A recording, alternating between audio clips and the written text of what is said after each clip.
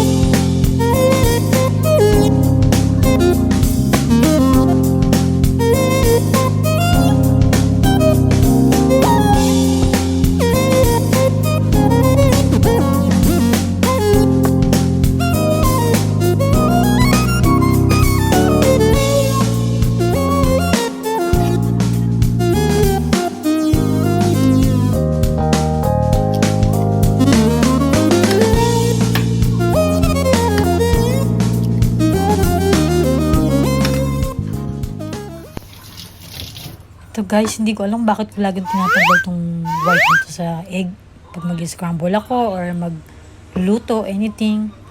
Feeling ko kasi ang dumi-dumi niya eh, no? Tignan nyo. Pero sa tingin ko dapat talagang tanggalin niya para maganda yung pagkaluto ng egg, diba? Arte-arte lang, ganun talaga. Ito naman, kailangan lagyan natin ng sugar para balance yung lasa. Kailangan talaga lagyan ng sugar. Try nyo yan. Huwag nyo lalagyan ng asin na kasi hindi masarap. Tapos, lagyan natin ng water para malambot yung egg niya. Usually, di ba pag scramble egg, minsan may matigas. Ayan, para maganda yung pagkaluto niya. Medyo malambot ng konti.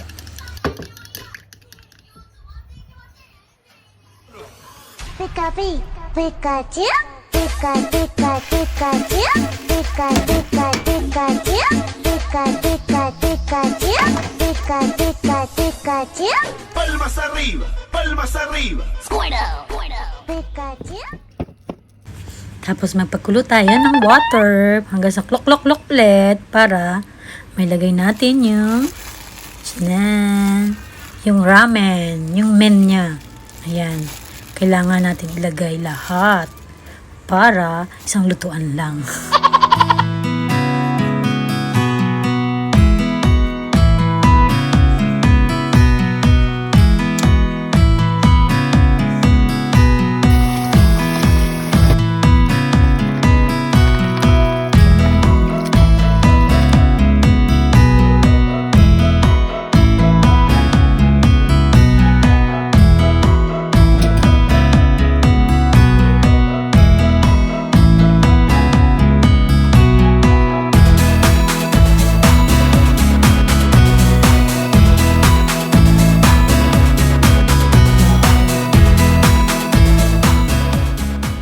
Tsadan, ito ang aking gawa. Tingnan nyo.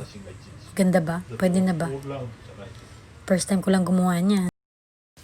Ayan, tapos na. Madali lang naman siyang gawin. Kakat-kat ka lang naman.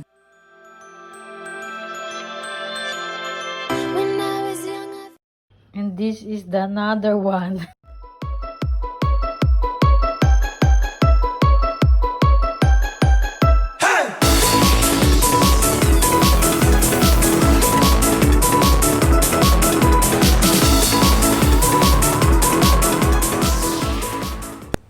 So guys, dito nagtatapos ang aking Hiyashi Chuka. It means cold ramen. So, see ya!